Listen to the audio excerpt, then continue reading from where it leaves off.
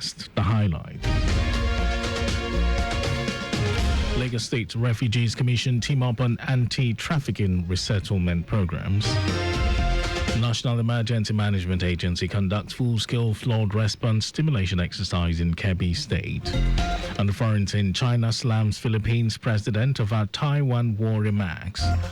And in sports, Falconet head coach calls up 35 players ahead World Cup qualifier against Rwanda. And now the details. I am Mike James.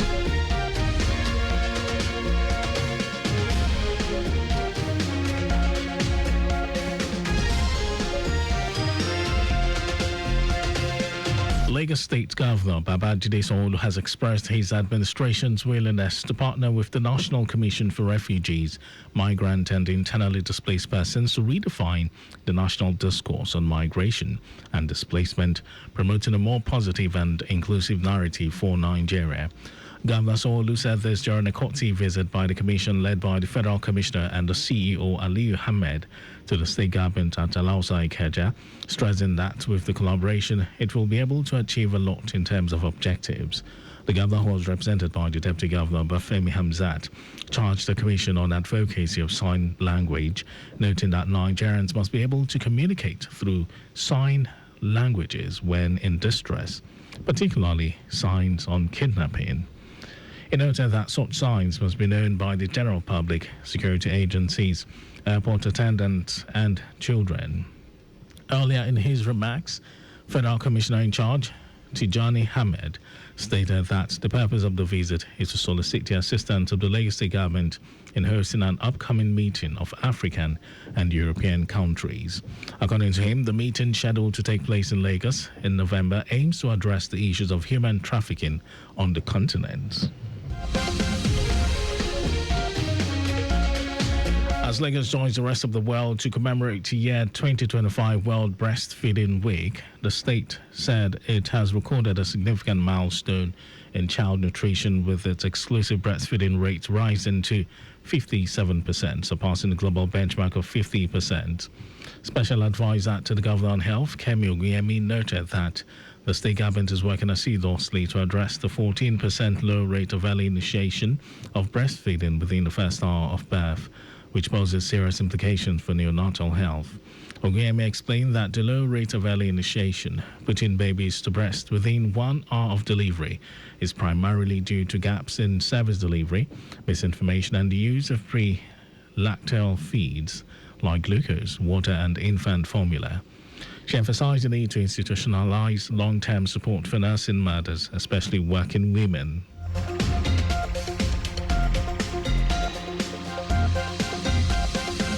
The federal government has inaugurated 4 new water projects on Ogoni land, reaffirming its commitment to addressing public health concerns and fully implementing the United Nations Environment Programme report.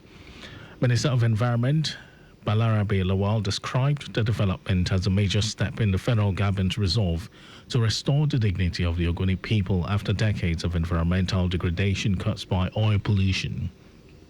Lawal said the projects are modern infrastructure, describing them as symbols of hope, equity, and justice for communities that have long suffered the consequences of oil-related pollution. He urged residents to take ownership of the facilities and guard them against vandalism.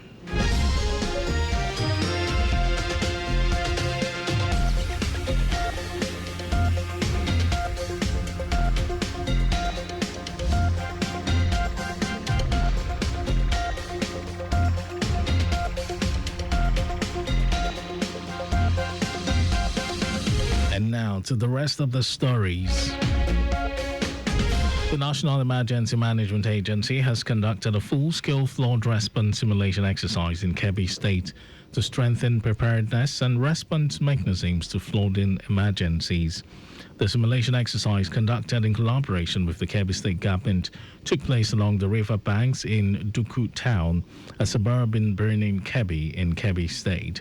And speaking at the exercise, Director General of NEMA, Zubaida Umar, said the exercise serves as a practical test of emergency plans, communication systems, and collaboration among disaster response agencies. The federal government had earlier warned 30 states in the country to plan ahead of flooding.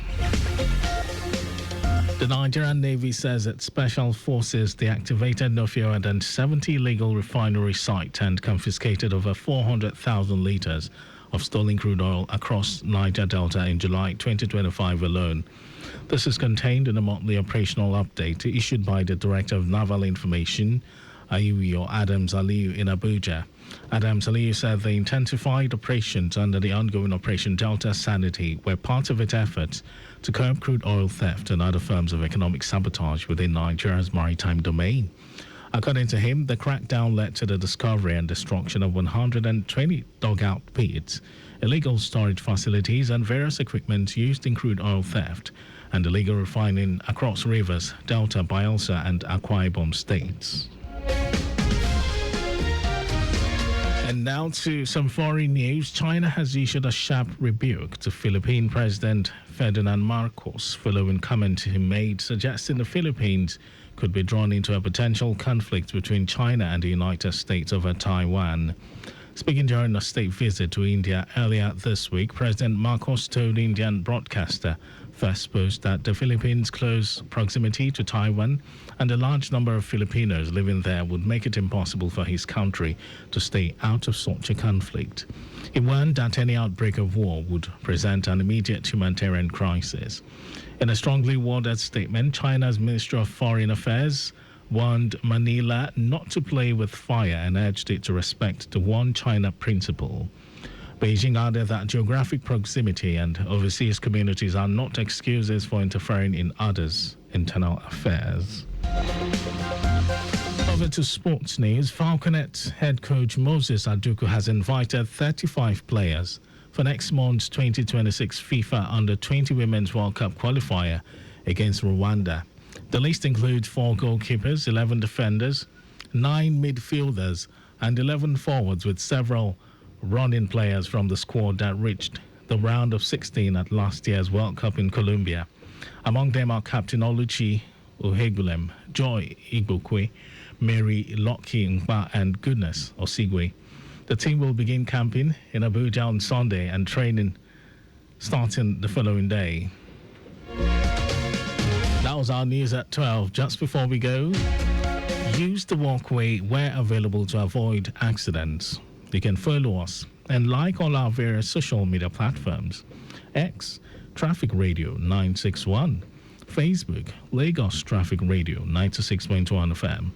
Instagram, Lagos Traffic Radio 961. Subscribe and watch our news and programs. It's live on YouTube, Traffic Radio 961. Visit our website, www.trafficradio961.ng. You can listen to Lagos Traffic Radio live on my Lagos app for timely updates. Did you know that the Sanwo-Olu administration provided 1,400 hostel beds for Lagos Model Colleges? You can get more details on the Lagos Government website. And to end the news, here are the highlights of the major stories. Lagos State Governor Babajide Sanwo-Olu has expressed his administration's willingness to partner with the National Commission for Refugees, Migrant and Internally Displaced Persons to redefine the national discourse on migration and displacement, promoting a more positive and inclusive narrative for Nigeria.